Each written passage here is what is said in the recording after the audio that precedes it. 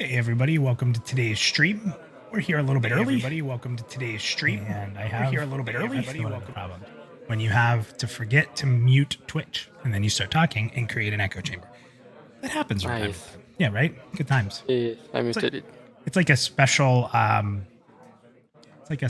effect. See, it's on purpose, guys. No, I'm just kidding. But anyway, for anyone who hasn't seen a Pantheon PlusYou interview show, this is a special edition of the show. It's at a time that we typically don't broadcast, 3 p.m. here.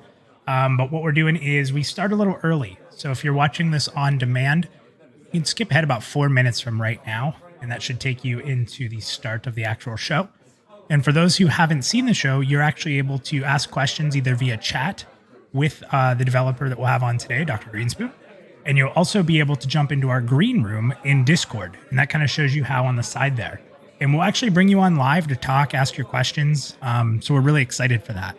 But right now, like I said, we start a little early. So in about 3 minutes, we'll go live. Right now, we're just hanging out and we'll say hi to people in chat. So make sure you guys are throwing some stuff out there. I've been looking forward to this for a little bit, Doctor. We planned this out quite a bit ago, so I'm excited. Me too, yeah. I think we first started talking about it a few weeks ago, and I was looking forward for it. I was pretty busy, and then there was a test, so of course it was not the best time, but now is a good time. Yeah, I think people are going to have a good time. So what's up, Drac? Already in the green room over there, waiting to be able to come in. I love it. What is going on? Battle Fate. What is going on, Phantasm? And Theric, welcome, buddy. Today, guys, if you're here early, Theric will be gathering questions from the chat as well, and we'll try to bring him in towards the end of the interview to ask some of the chat questions that you guys have. So he'll be linking some stuff in there, but ping Theric75 with any questions you have, and we will try to get to them. Thank you very much for doing that today, Theric, and helping everybody out.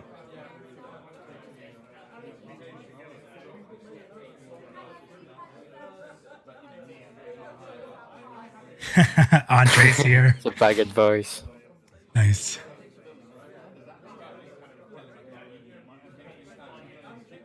What's up, Jen? How are you? I didn't think you'd be able to watch this. Entree, go ahead. You can tell everybody you are streamer number 1, I believe. If I'm not mistaken, that's right, Doctor, right? There is a big war going on. There is a lot of competition, apparently.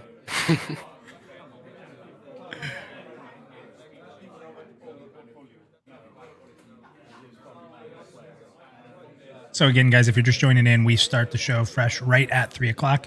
We'll introduce everything going on. We'll cover a few things that are in the pre-setup, and then we'll jump in. But we have about 1 minute until we go fully live.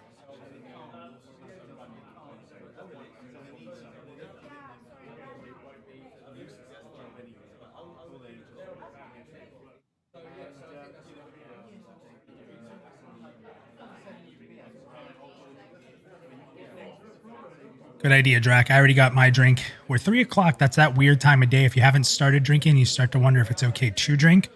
And then I thought to myself, well, for Doctor, it's 9 p.m. over there. So I got myself a fresh poured Guinness, and I'm ready to go. Yep, that's fair. All right, guys. I see 3 o'clock my time. I'm sure that means you see 9 o'clock your time. So with that, we are going to go ahead and get started and roll into the actual show. But first, here's a little viewer warning. Oh, we're live? We're streaming right now? Cool. Awesome, man. Let me just,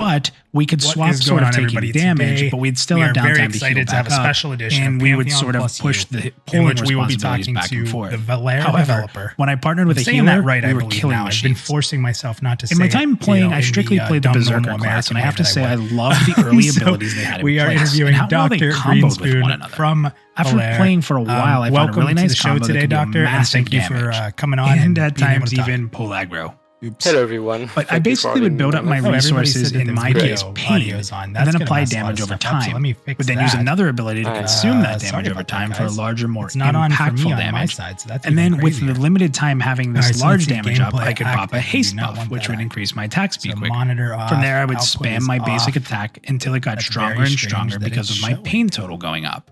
So It let would me put ultimately at make it so I was negative, dealing massive like damage. 50. Minus overload. So unprofessional. Yes. Very strange that that's showing because it is not in my stuff here. Is everybody better now? Everybody feeling good? So much minus. Yeah. Nice. Everybody So good? We still concerning the pronunciation of the game, of the name of the game, I don't think I'm the best person to say how to pronounce it, right? So I think everybody should say it the way he wants. But personally, I say it Valar. Valar. Okay, Valar. Okay, so I'm hoping the audio is good. It looks like everybody says it's good now. That's interesting. So I just learned something special that even if my audio properties are showing no audio coming from it, it still does. So let's make sure we don't do that. So sorry about that little mix up at the beginning there, Doctor. But yeah, so I'm going to try. I'm trying to say it like you do. I think that if anybody can say it right, it's you. Valar is the way I'm going to say it. Yeah, exactly. But I may say Valer every once in a while with It's a little bit fine. of I twang don't on it. mind. I'm saying every single English word wrong, right? So I can't complain. I always think it's funny when someone who doesn't speak English as their natural language thinks that they're saying it wrong, and then as someone who says it as their normal language, I'm horrible at it. So it's we're okay. You're good to go. So everybody, real quick, I want to give a little rundown of what's going on today, and then we're gonna have Doctor here give us kind of a little bit about his background and what he's been doing recently. Then we're gonna jump right into the interview questions here. So Pantheon PlusYou, the way we do it is the U part is very important. The people in the chat, you can tag at Theric 75, and if you have any questions that you want him to ask on your behalf towards the end of this show, he will do his best to do so. At the same time, we will welcome people in towards the end of the show from our Discord green room, in which we'll bring you in to actually talk live on the air to ask questions of Dr. Greenspoon. So you can actually ask him direct questions about the game or things that might come up as we talk. We're going to cover a lot of different topics today, and it's a really free-flowing type of thing. We have kind of a organizational chart of where we're heading, but we never know how much that's going to go off and what we're going to end up talking about. So again, if you guys haven't seen the show before, you can join our Discord. So, but everybody that is here now, thank you very much. I know it's an odd time, but let's get started. Doctor, why don't you tell everybody a little bit about yourself and the journey thus far and what you've been doing with Valar and how you got started? So I started working on Valar in 2017. So it's been a while. I have been actually the only developer so far. Michael, my partner, is actually helping a lot with everything which is website, launcher related. He also helps me with everything for the backend, database organization, and stuff like this. But I'm doing everything in the game engine, so Unity, and the programming of the game server, the game logic, and so on. So it's been a while now. Because we are two programmers, we only focused on actual systems and features so far. So the game is pretty far in terms of the systems and the core things we wanted for the game. But as you could see in the previous test, the art part still has a lot to go. And I mean, everything has a long way to go, right? But on the art side of things, we know the direction that we want to go for, which is stylized and colorful, but we do not have an actual art team to do exactly how we want the game to look, right? So that's pretty much it. For my background, I'm still pretty young, but before Valar, I've been working on quite a few games for myself, but also as a freelancer. That's how I actually got started to do this, to be a game dev as a formal living. It was a lot of mobile games, unfortunately, because that's what people want, at least to create. Don't and say I hated unfortunately. It. Don't Well, say. for me, I'm gonna be honest. I really dislike mobile games and never use them. But I mean, it's a big market now, right? So most of my clients were actually making mobile games. But yeah, I only enjoy working on PC games. Awesome. Yeah, and I just want to thank you, for bringing us in. And there's probably a lot of people in the chat who had a chance to play Pre-Alpha 1, and we're going to get into that here. But, Doctor, one of the things that I think is really important, especially for people who follow a game, it's one thing to play the game, to understand the game and be able to get in and see it. And we're showing obviously footage here from Pre-Alpha 1 on the side. And, you brought up the fact that right now you're really focusing on systems and the art stuff's going to come later. But what we see in the game, you mentioned sort of the stylized approach. What we see in the style of the game is probably going to stay, but just become a little more custom. Am I right in saying Exactly. that? Yeah. The way I see it is that what you see now is basically me grabbing all kind of assets I either buy or find for free. I'm trying to find everything that is as close as what we would produce in-house. Okay, so and I'm trying to put them together in a way that kind of please me and how I would want the game to look better.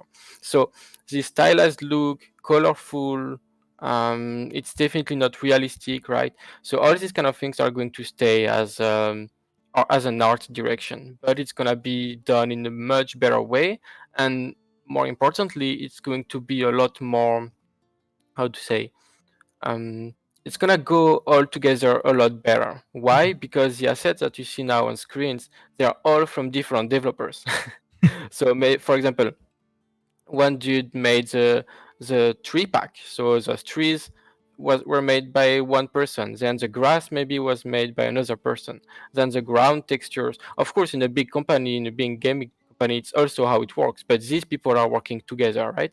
They have an art direction. They know where to go together. So that's different than multiple groups of developers all around the world who don't even know each other and who makes assets. And me grabbing those assets and putting them together.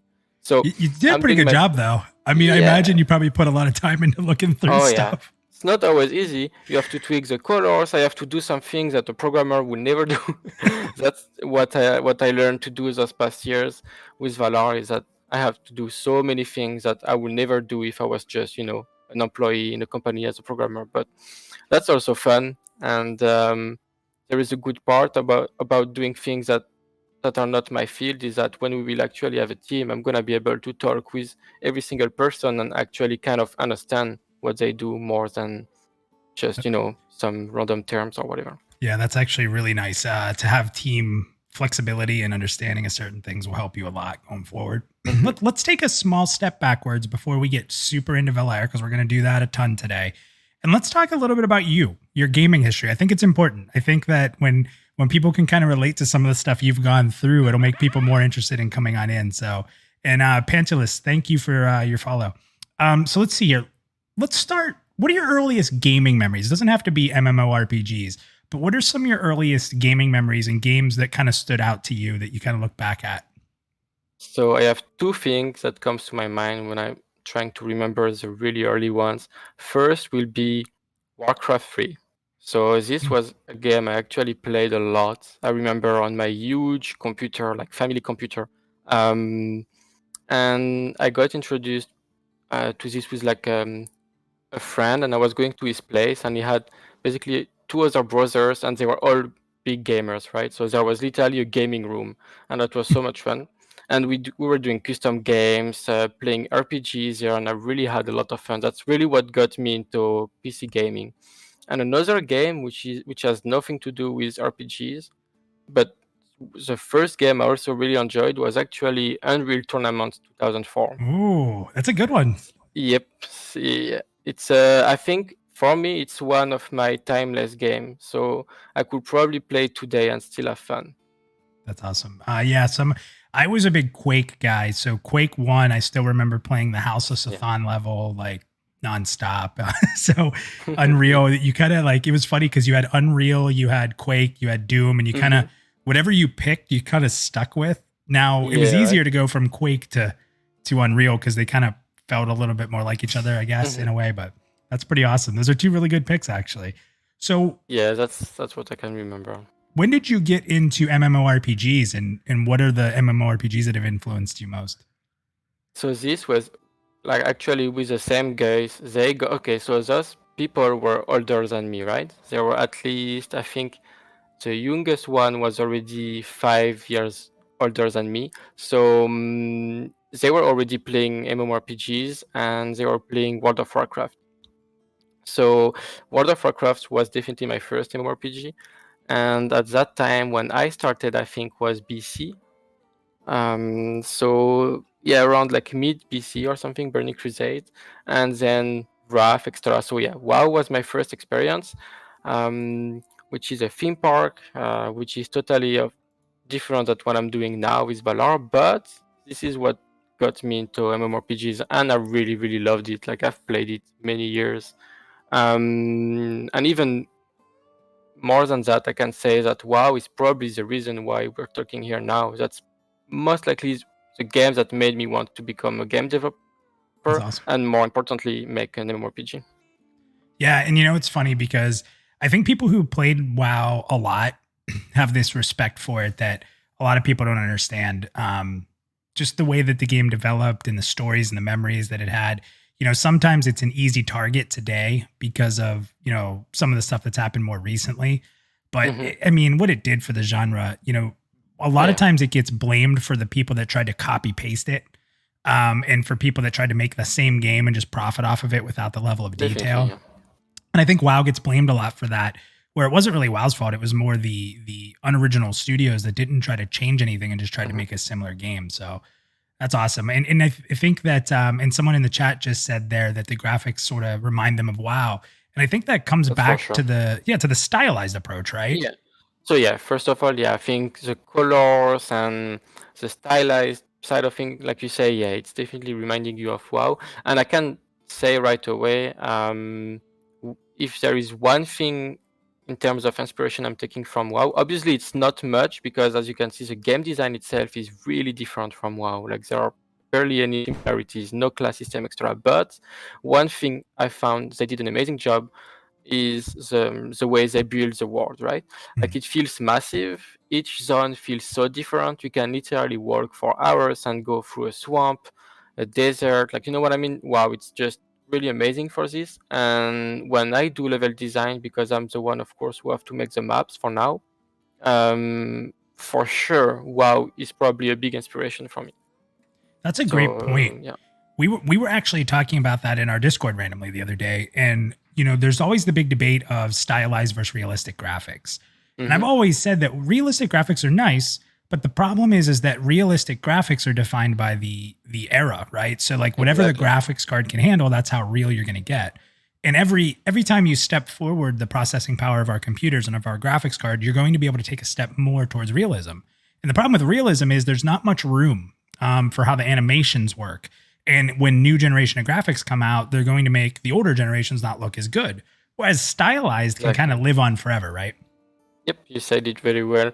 That's pretty much my opinion about realistic games. So first of all, before even getting on the technical aspect of things, I don't like realistic games too much for the simple reason that when I start playing a game, I do not want to see something I can see outside. So of course you have some realistic games which are not what you see every day, but my point is I want to see different things. I want to see a world which I don't know that I didn't think was possible to exist and things like this. And on top of this, what you said is really true. Like realistic only lasts so long, and now I feel like 5 years ago realistic games didn't last long, but now it's even worse. Like literally, maybe a couple of months later, your realistic game is gone. Like it's not realistic anymore. Yeah. And that's why I think some games have some timeless art style. And I'm gonna go back to Warcraft 3. Obviously, if you play it now, it looks a bit rough, right? But still, I still think Warcraft 3, for example, does not look bad because the art itself just goes so well together. And WoW is the same in a way. I mean, they upgraded the engine a lot. WoW looks really different now than before, but even classic WoW. Of course, it doesn't look amazing, but because everything fits well together and everything is not made to look realistic, it's just timeless. Like it's just gonna last forever. And you know what's funny?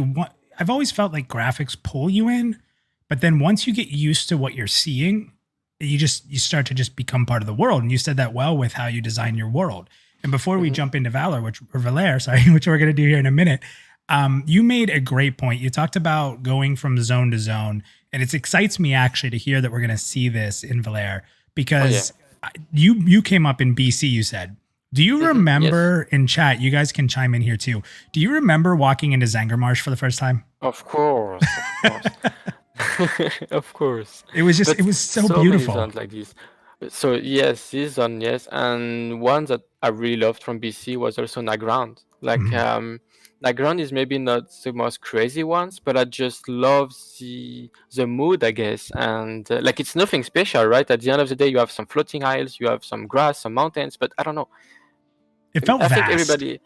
everybody has their own preference, but in WoW you have so much variety. And also something really important, you have a lot of different biomes in WoW, but it's not like just feeling biomes, right? It's not, okay guys, we're gonna make like 50 different biomes and after the 20th they're all boring. No, I feel like every single one was interesting to go through, and I don't know, they put so much love and so much work in their world. This is definitely one thing I can never blame them for.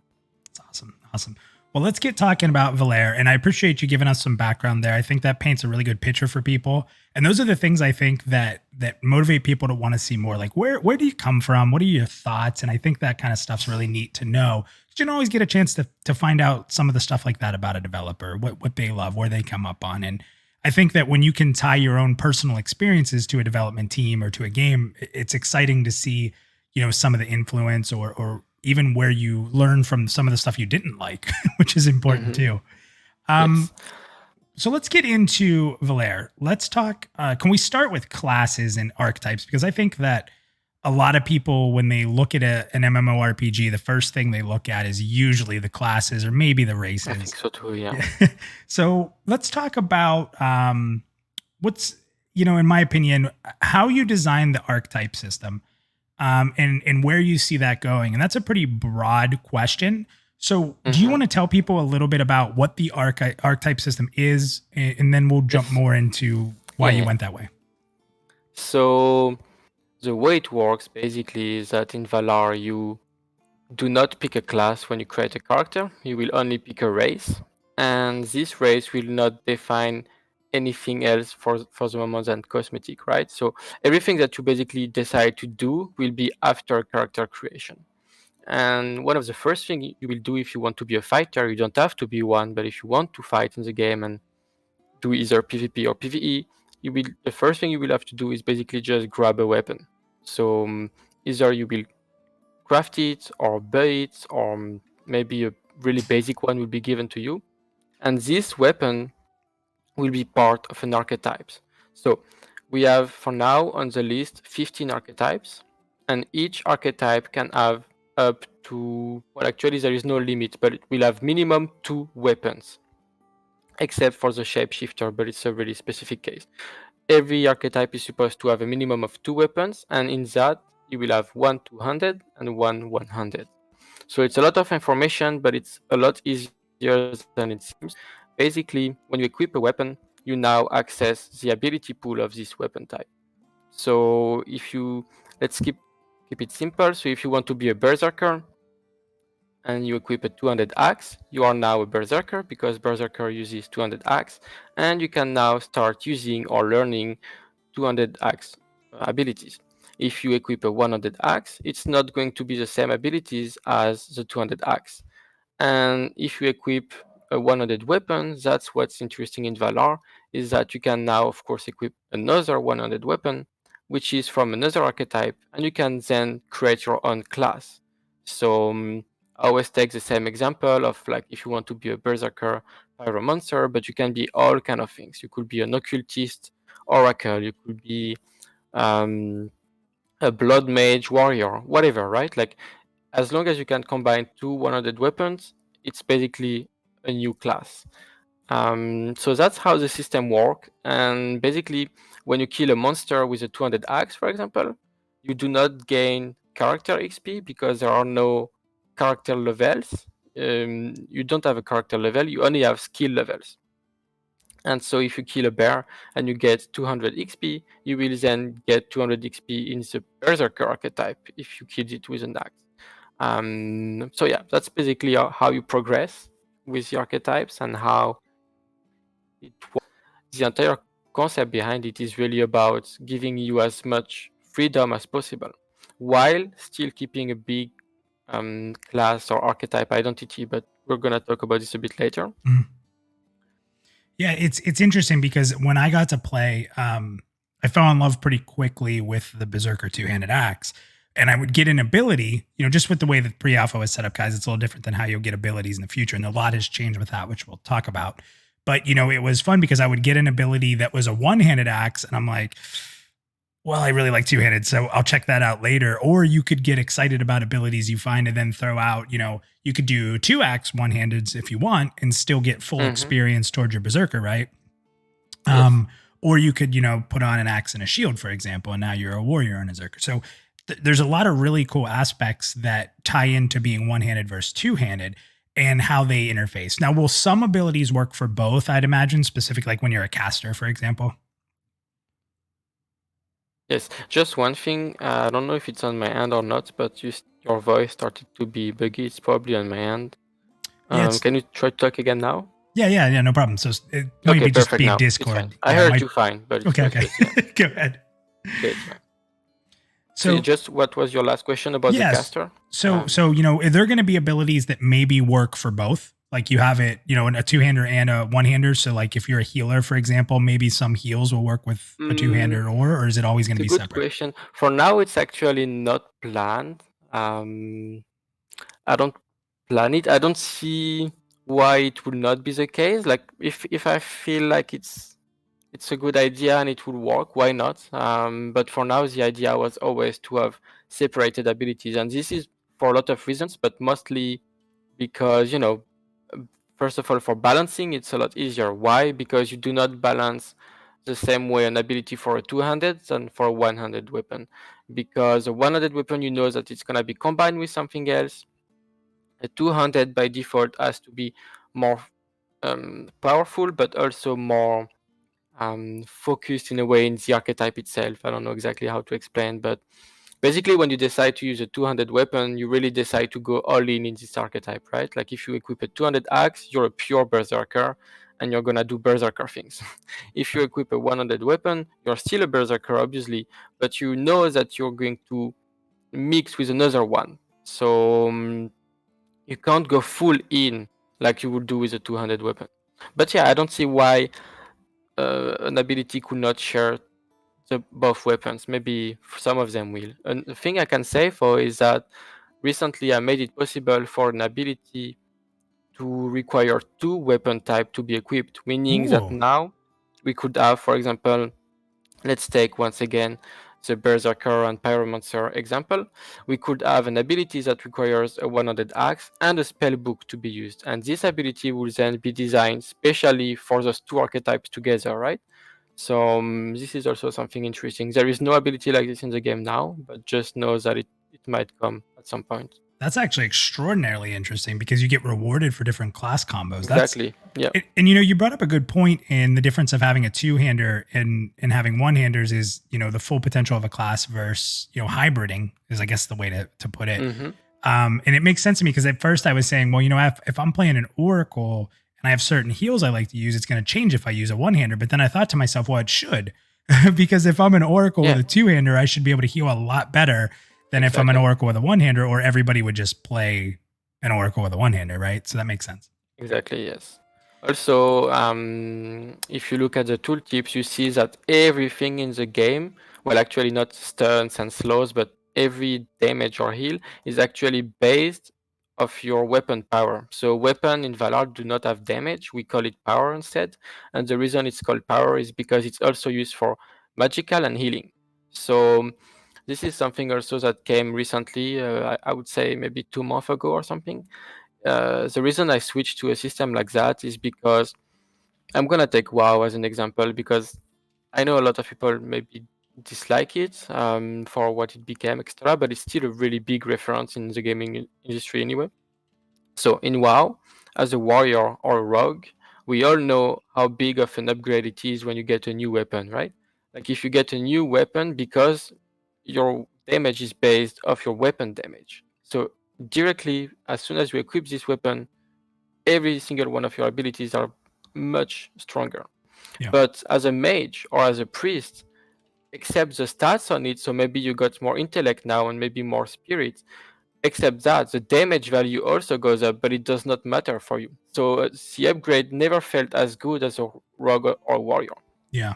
And I felt that this was pretty, I don't know, pretty boring or not as satisfying for other classes extra. So now in the game, everybody's as happy when they get a weapon upgrade. But as a healer, your weapon power directly affects your healing, right? So, and same for a mage and anything. So that's something I really like.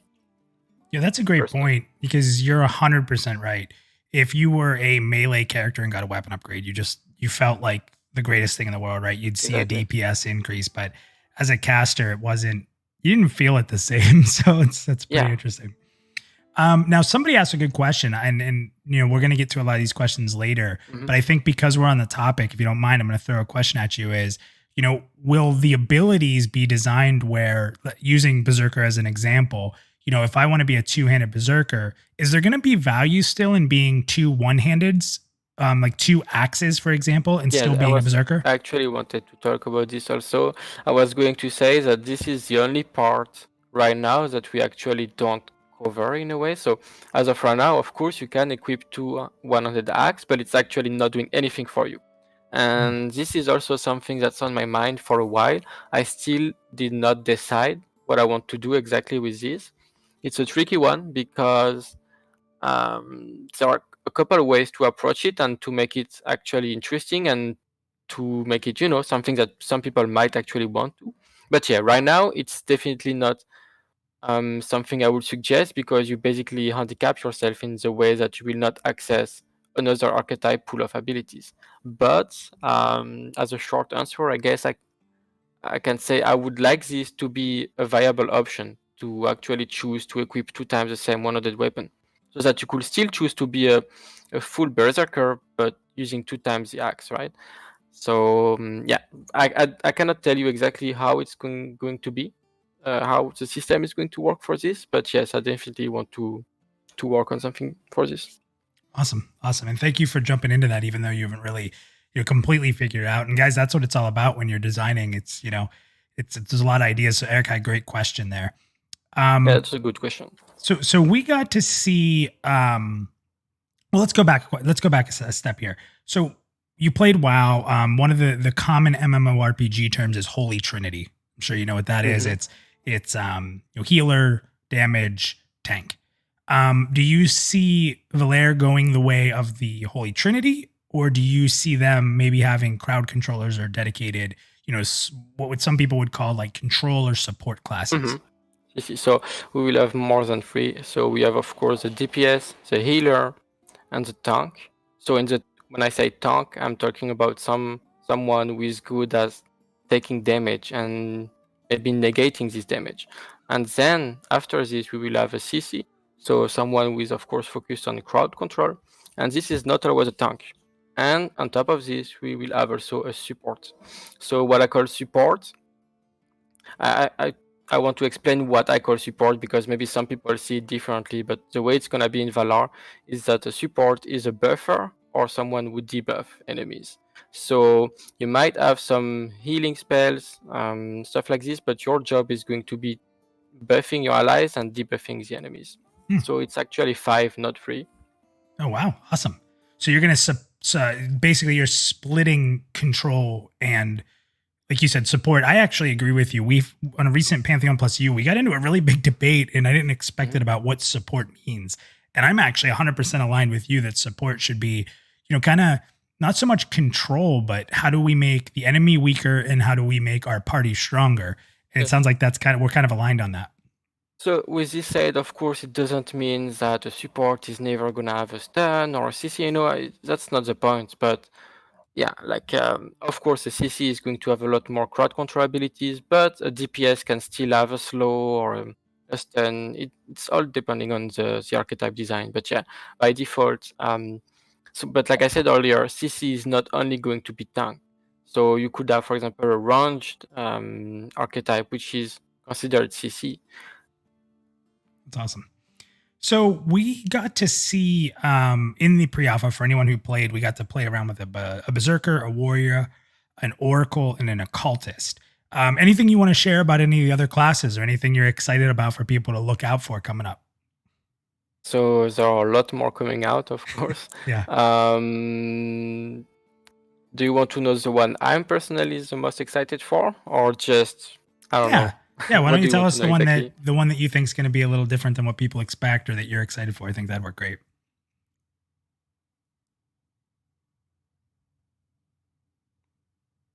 Did we lose you there? Did you get that? I think. Yes. Can you hear me now? Yeah, I got you. Okay.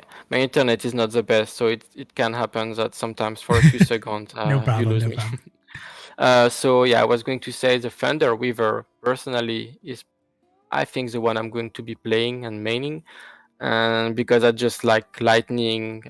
It's also a lot focused on generating shield for yourself. It's good at dealing damage. It's also a really good tank. So that's personally the one I'm gonna like. But unfortunately, this one is probably one of the last that will make it in the game. Okay. Because in terms of animation, one of his weapon is a lightning whip. So this is the Ooh. 100 weapon, and this is impossible to do without an artist. So Nobody's designed a lightning Yeah. whip out there. I'm not going to find a lightning whip for free out there, or even that I can buy, and not with the right animation anyway. So it will have to wait. So there you go. If there's any artists out there who make assets, let's get that lightning whip made and send Hit it me over up. to. We need you. Yes. So that's pretty but cool. honestly, I'm excited for all of them because I'm not gonna lie. When I'm looking at the list, I think personally they are all really interesting, and I also wanted. It was really important for me to go for certain archetypes that we don't see often. Of course, we have the warrior. Of course, we have the druid. Things that I think, like the archer. I think personally, it's not that it should be in your game, but so many people like it, me included. I think it's part of the RPG anyway, and I think it should kind of be here. But on side of this, I really wanted some more unique ones. So, for example, the occultist, which is not insanely unique. Technically, it's kind of a warlock necromancer, right? It's a bit different, but You just it's said a word something. that's very popular in this community, a I know. necromancer. I know. People just perked up a little.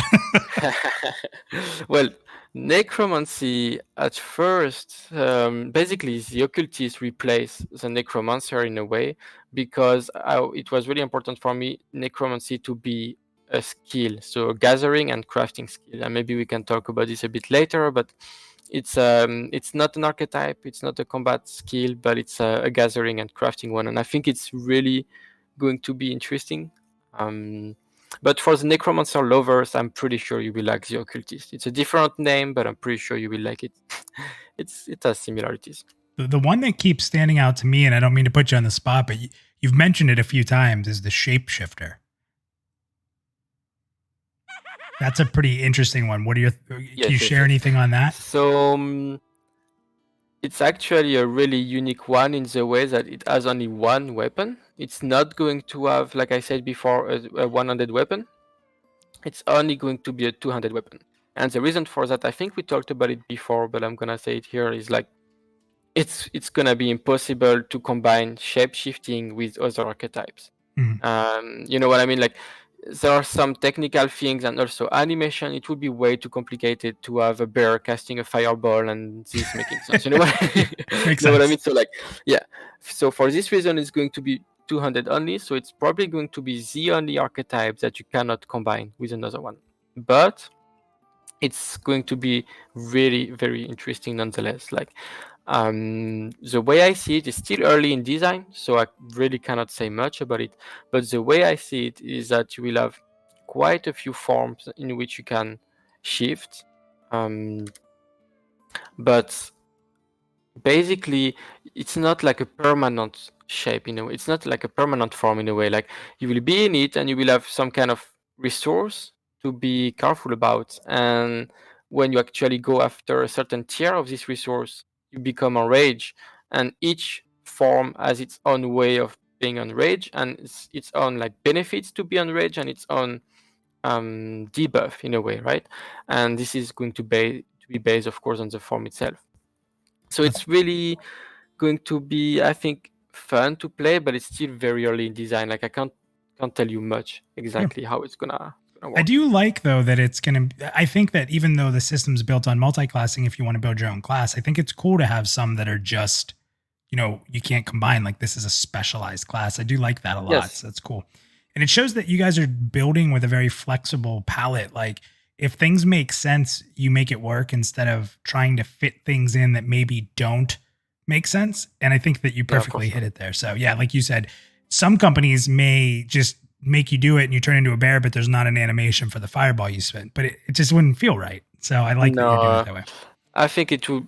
I just don't think it will work. I just don't think, not even only visually. I just don't think it will be fine. But for this reason, because it's not something you can combine, we will work twice as hard to make it still really amazing and enjoyable to play, right? So that Yeah. anybody who's playing a shapeshifter is not going to feel left off in any way. Awesome. So let's jump into gameplay a little bit. Let's talk about some of the core stuff within the gameplay. And let's start with a pretty hot topic, which is instancing. Now, I think if I'm not mistaken, you've kind of said that there will be a mix of open world and instances.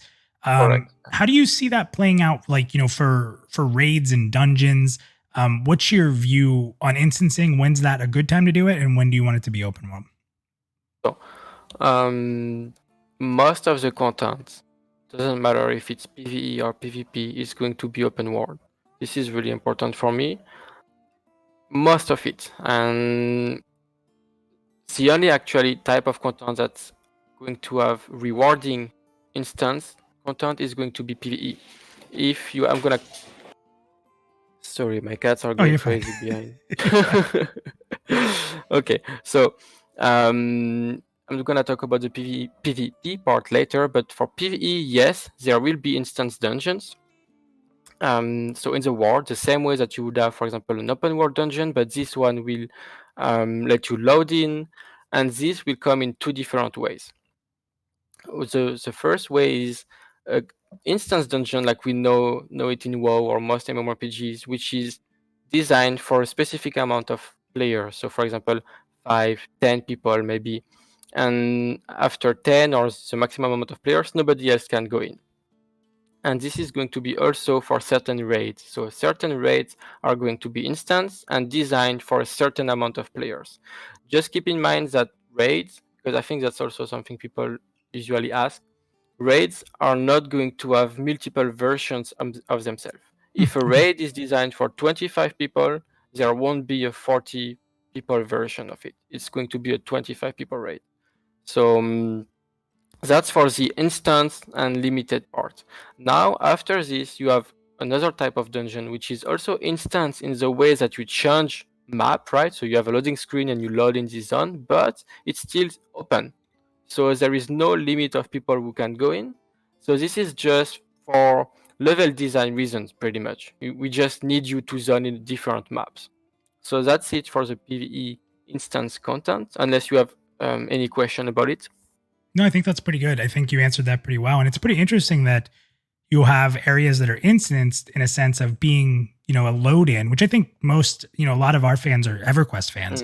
So that's very familiar, right? You zone into Lower Guck or you zone into, Castle Mistmore. You guys can tell I'm an old school Anything, YouTuber. even a cave, or like it could be anything. Like That's awesome. any reason that makes us loading, but the rest of the content and most of the content is actually going to be in the open world. So really quickly in the game and really early, like maybe even in the first half of an hour you're playing, if you're a fighter and you go around and start killing mobs, you will already see some small open world dungeons, right? At first it might be some camps, maybe some things are too small to be called a dungeon. So you will have some camps and things like this. But really quick, really early in the game, you will have dungeons, open world dungeons. And these, in my opinion, are going to be where it's at in terms of content, rewards, and everything. And also something I want to say really early in the game, not as early as those first dungeons, but you will also have raids. Raid is not something that's only for endgame and only limited to maximum level or whatever. There are actually leveling raid in a way. So which are much harder dungeon, much bigger. It's called a raid, right? It's not for nothing, but which does not require to be max level to enter. That's awesome. Well, in going right on that topic with what you're talking about, what are your thoughts on like systems for looking for group or dungeon finders? What are your thoughts on getting people connected to each other if they don't have enough people to go to some of these, or they're just looking for a quick group? I have a really, really strict idea on this. To make it simple, you will never be able to queue for a dungeon or a raid and be teleported there. This is something you will never see in the game. With this said, I am not against a tool that helps people making friends, connecting, finding a group. But once your party is full, you still have to work there, right? So I'm totally in if we can develop a really good tool that helps people finding each other and creating groups, but you will never be teleported there. This is really important for me. I agree. I think that's huge. And I think it's taken away in some of the games that do that from the world itself, right? I've always had a saying that when you're able to skip the world, it doesn't feel quite the same. It doesn't feel as dangerous. You don't feel as immersed if you're just able to quickly skip it.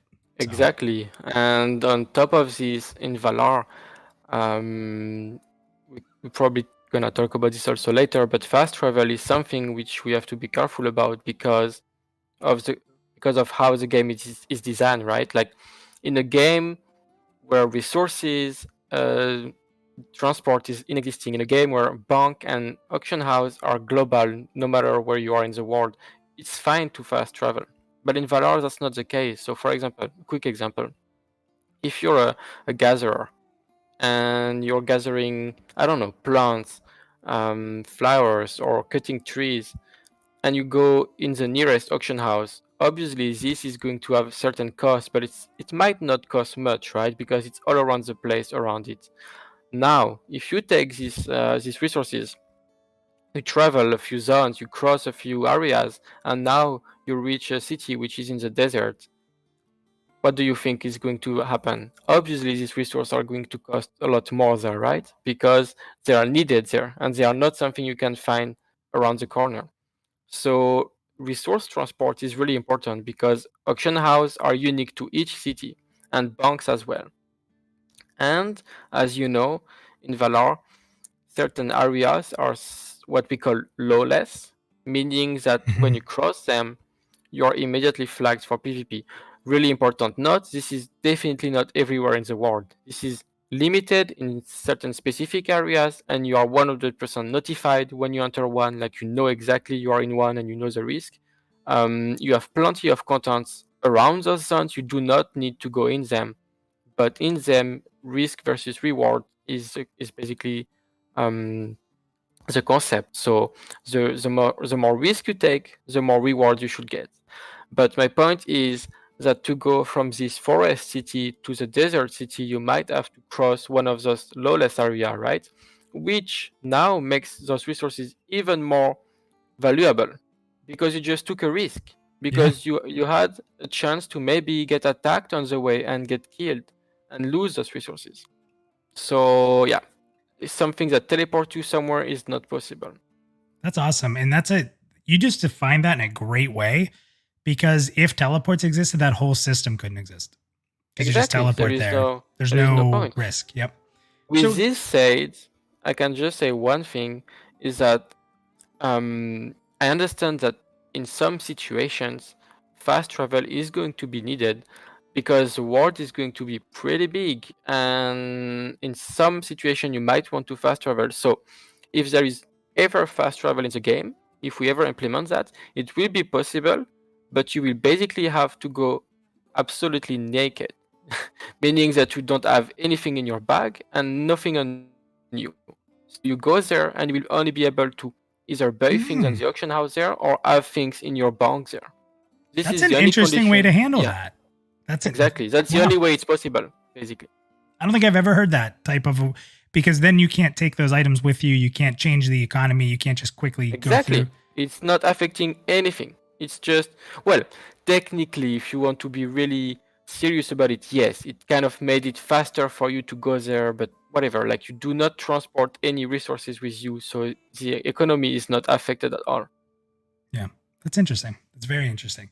Now, in here in the chat, Skippenhimmer said local banking hard heart, so he likes that a lot. It's pretty funny.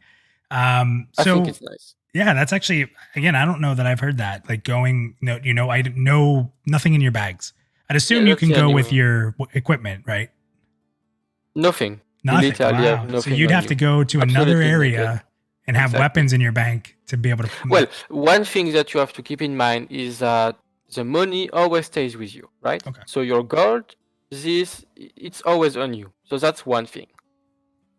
You can go naked somewhere, and if you have the money, you can buy your gear in the auction house of the city you're teleporting to. That's it. But that's the only thing you keep with you, the money. That's awesome. That's awesome. Now, this seems like an odd question for people who maybe aren't part of our community, but a big debate has been about like really interactive map systems sort of ruin the game because people end up looking more at the map than they look at like the environment and some of the points of interest and the way to communicate how to travel. And in the early pre-alpha, I know that we have our mini map and then we have like a stagnant map of pretty much still the main mini map a little bit bigger. So where do you see maps going in the future for Valar? So, well, the minimap will stay, that's for sure. I do want a world map. So I do like a world map when I'm in a game, but with this said, you have many ways to do a world map, right? Um, uh, it's difficult to say, but I would like the world map to be revealing enough for you to see how big the world is, but still hiding as much as possible so that you actually have to go physically there and discover by yourself. Another thing which is important to say about world map, the day we actually start building one, I think for now I might implement one, but it's going to be really basic and something which is just the minimap pretty much, but bigger that lets you see a bit further extra. Awesome. Yeah, it's interesting. There's this big push right now of people in the community to like, I don't want a map, and I don't know that I agree with that. I don't know that I don't know. Let's say, okay. Personally, I can see the appeal for it because then it's really just you and the world, right? You go wherever you go, you discover something you have no idea existed, etc. But I think personally, it's a tough question, honestly. I think not having a world map would not kill a game for me. I would still definitely play it, but I think I still prefer having one. But one which, like I said, is not pointing out everything. Like I don't want to open my world map and see every single treasure chest, resource node, world boss. You know what I mean? This is not something I want. Yeah, that makes sense. That's really good. So a huge part of this game's vision is that players are really responsible for, item creation and building items within the world to an extent. So it means that there's probably going to be a lot less pure item drops strictly from enemies that people are accustomed to in some of what people would define as like modern MMORPGs. Mm-hmm. And a lot of times, and not saying that there won't be any, like I'm sure there will be some armor drops and weapon drops, but a lot of times you're going to be farming for materials that are rare. And I've seen that even in the pre-alpha with the spider boss that we fought had a small chance of dropping like a fang, I believe it was. And that could be used to make one of the best weapons that was in pre-alpha, but it was rare. What are the decisions that led to you, thinking about how important the crafting system is, and what do you think that'll do to make the community stronger? So the rule is simple. Basically, the only way you will get an item which is ready to equip for you, so a weapon or an armor, is only when killing humanoids types of creatures. So if you see, I don't know, well, humanoids can be a bit vast, right? It can be a lot of things. But if you see an ogre, a troll, or whatever, this is what I consider humanoids, because they also have armors and weapons, and they also gather and craft their own things, right? So if you see an ogre is a hammer, an axe, whatever, you have a chance to get this specific item. You will not get anything he does not have on him. You can only get what he has on him. So if there's an armor set, you can get pieces of it. It doesn't mean that if you kill him, you get all of them, obviously, right? There is still going to be some randomness in the loot tables, etc. It would be too easy otherwise. But yes, so this is the only way you will get some ready to equip items, and this goes for also some world bosses or raid bosses. So of course some bosses could be humanoids, meaning that in some raids the end boss or whatever would actually drop gear, right? So this is totally possible, but this is going to be a really small part of the armors and weapons in the game. I would say maybe a few percent of the totality of the items. The rest is, like you said, crafted with resources that you get in the world. And the way it works is that this is something that's not developed at all yet, because of course, once again, we need artists for this. But basically, you will have family of monsters in the world in a way. So we will define multiple type of monsters, and they will have variation of them. And for example, if we take a bear, a bear, of course, it's pretty basic. You cannot do it in 100 different ways, but you can at least do 4 different types of bears, and each will drop different resources, and these resources will basically let you craft the bear set. So like we had in the pre-alpha, which is of course really basic, but then you can have different iteration of Polar this bear, set. black bear. Exactly. Yeah. So most of the time you will get resources, but basically it might be a bit weird for people who are used to always get gear and weapon dropping from mobs, but basically it will be as exciting in a way. Like you talked about the fangs that could drop on the spider. As long as you know that this is the fang that you need to craft this weapon, it's basically the same when this fang drops than if the weapon itself, because you know that now you can craft it. And even easier because this is not in the game now, but there is a system that's going to come in the next month, which I call artisanal exchange. So it's basically almost similar than a trading window, but instead you will not actually trade the item. So basically, imagine you go in the city and you want, I don't know, a 200 axe crafted for yourself. You have the composant, you have everything needed to craft it. You go next to Anvil, or I can't remember the name. Yeah, something to craft weapons, right? Yeah. So you go there and you are looking for a crafter. You ask who can craft this axe for me, etc. You find someone. You start an artisanal exchange with this person. The way it works is that you will basically drag and drop your components just like you would in a trading window. But instead of accepting the trade, the crafter will just be able to click the craft button. And what it's going to do is it's going to craft the item the exact same way than if this crafter was crafting it in a station or something, but you will receive the item immediately. There is no trading needed, and you are able to leave a tip or something for him. That's kind of nice. That stops you from, and I hate to say this happens, but stops a crafter from making something and then they don't give it to you. You just avoid that whole griefing process. You have no scam. Exactly. It prevents a lot of scam, and I think it's just making it practical. And of course, I forgot to say, but the crafters get credits for the craft, right? So that's a way for you to XP your So they're going to want to do it because it's going to help them. Exactly. It's basically the same as if they would craft for themselves, but it's just making it more practical. And the reason I want this system to be as easy as possible is because as a fighter, probably more than anybody else, you will need weapons and armors, right? And if you don't get them from mobs, you need a way to get those armors and things like this. You will not want to spend money all the time. And that's why I want it to be as easy as possible for fighters to craft their own gear.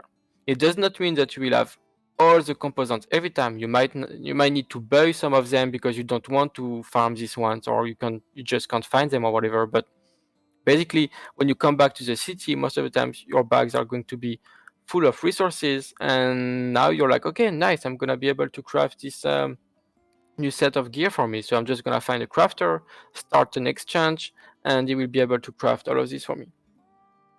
Now, question about that. I know this is something you're sort of building because it flashed in my mind. This is all news to me. So thank you for sharing.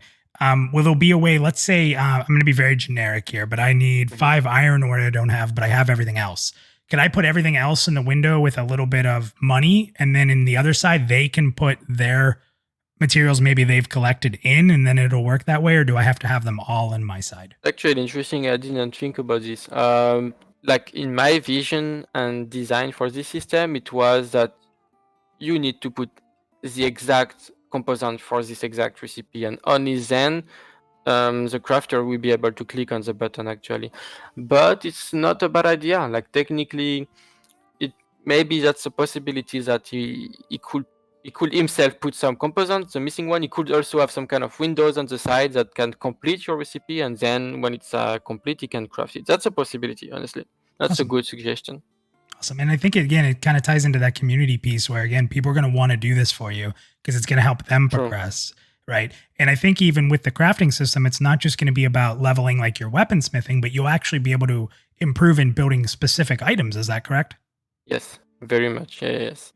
That's awesome. So if you built a two-handed sword that's really popular a bunch of times, you may make a better one when you craft it. So the system is actually in, but a big part of it is not, and this is something that's actually quite some work. So we have to organize with Mike, but it's gonna come also in the next month.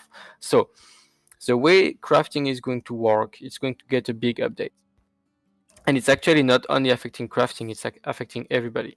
Basically, right now in the game, armors and weapons have predefined stats, right? So a sword has, if we wanted to have 5 strength, it has 5 strengths, and that's it. You can apply sockets to it, you can enchant it, but the base stats are always going to be these ones.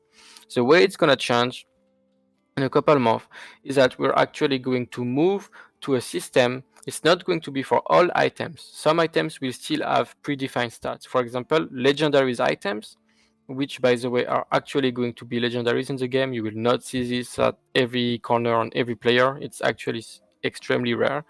Legendaries items will have predefined stats because they are one specific item, which is that way.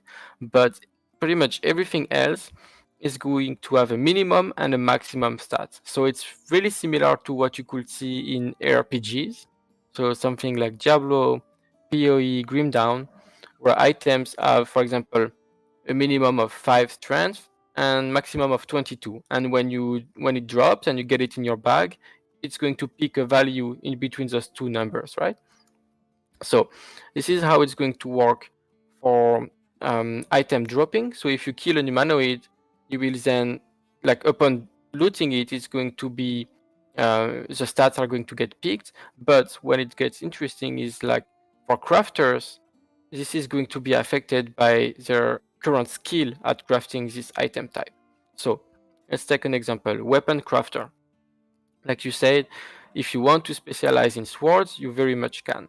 So for example, you will start with a really basic one, and the stats will be crappy at first. Like it will just start really low, like as a really, of course you can be lucky and the stats get pretty good, but most of the time the quality of the item itself is going to be bad.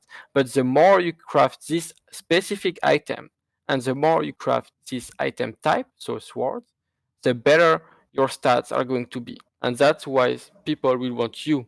We want item from you and not from someone else. That's awesome. And it also means that, one crafter, and don't get me wrong, there will be people who do it, but it should spread out that one crafter is not making everything. You'll have different people you'll go to and everything. So if you would want to be a weapon crafter and think that we'll be able to specialize in every weapon type, I mean, technically it's possible because we do not limit you in how many skills you can level up, but it's gonna take forever. you will need to spend some serious time. So yeah, you will very much have to dedicate to specific things. I'm not saying you can only craft swords, right? Of course, you will be able to get good at a couple of things, but it's gonna be a grind. But if you really want to be a known crafter, you're gonna want to specialize to have that special bit about you. That's awesome. And so one part of the system is already in, not the one with like randomized stats in a way, but the part we already actually now keep track of how many times you craft a specific item and how many times you craft an item type. So this is already done and it's just ready to be used for later. Then I'm going to be great at crafting leather gloves in the first tier because I made about 1,000 of them to try to get my skill up. So, if you guys need level good, no, just kidding. Last piece of like the basic gameplay, then I'd like to get into some of what we've seen and learned in the pre-alpha. And then, guys, we're going to get to some questions from the Discord. We had someone in your community submit some good questions, so I'll jump into those. And then we're going to jump into the green room. So right now we only have Drac in there. So if you guys want to come in the green room and talk to myself and Dr. Greenspoon and ask some questions, please jump in the green room. We're going to get to that in just a little bit. You can get to that with the link there. But let's jump right before we jump into the pre-alpha learnings and then jump into the community. NPCs, do you see any kind of a growing or declining faction system? Or is that going to be more set in stone? So yes, we already have this in the game, fully implemented actually. It's just not as at use yet, but yes, there will be factions, so NPC factions, to who you will start as hated, friendly, neutral, the usual things. And yes, you will be able to change this alignment with them. And this will be both PvE and PvP. So something I want to say is that in the game, a lot of the systems and the content are designed so that a PvE player and a PvP player will have plenty of things to do. It doesn't mean you cannot do both. Obviously, you very much can do both. But if you only care about PvE or you only care about PvP, you will have a lot of depth in each of those two things. So yes, factions will also have like PvE related things. So for example, a certain faction will require you to do PvP things to get more friendly with them or something. And some other faction which is more oriented with PvE things will then require you to do PvE things. Okay, excellent. So getting into the pre-alpha, we got to spend a lot of time talking between each other, and I'm sure you talked to tons of people about their experience, and we had a good amount of people, it looked like, on there when we were playing, running around the world. It was a lot of fun. So in the second pre-alpha phase that you had, you actually ended up opening up to a lot more people to kind of see the game. So give me just some thoughts. How did that go? And with what you experienced in that pre-alpha phase, if you can, whatever you want to share with us, what is that done for planning your next pre-alpha phase? So something I want to say is that I think this test personally was the best we had so far, but I was expecting it to be one of the worst, and this is why. So this test happened after 7 months of absolutely no testing. Nobody got in the game for 7 months. So yes, we did had a private test like a few days before this test, but before that it was 7 months straight, no testing at all. Even the backers did not get in the game. And those 7 months were probably some of the most intensive in terms of how many things I changed on the game server code and also on the client. So I was expecting insane bugs because when you don't test all these things and you just build systems after systems and systems, it can just get really bad. But surprisingly, it went pretty smooth in my opinion. Like the first few days definitely needed some hot fixes to just fix some things that were game breaking etc. But after that, I feel like after the second day or something already, the experience was pretty much stable. Like we had like, I don't know, maybe 100 or more, because bug reports are in different places, so it's hard to say the total numbers. But most of them honestly are already fixed and were already fixed during the test session. A few, like really few of them were major in a way, but even them, we know how to take care of them. So yeah, personally, I really liked it. It went pretty smooth. It is the closest build. I mean, in terms of game design and what I want Valar to be, this is very much the closest thing you could ever get compared to previous ones. And the next one is going to be a lot better, obviously, because this one was really bare bones, but now this base is set up and there is a lot more coming. Like I think you will like the next one for sure.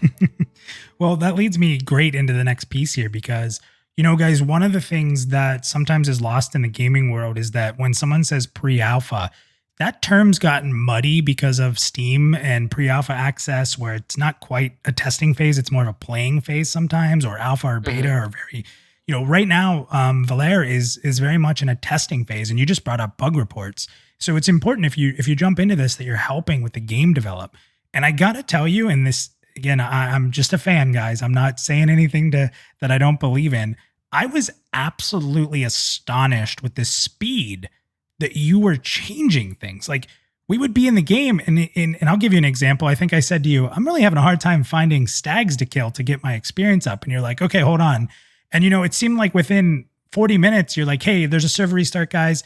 We jump out. You basically log out at the server restart. By the time you can log back in, you can get in. There's not even much of a delay. And then all of a sudden, there were more stags in the world. And there was a lot of that. There was a lot that the community was asking for that were reasonable, that you said, you know what, no, we need to do that. So what were some of the biggest things that community feedback or bug reports led you guys to reimagine or change?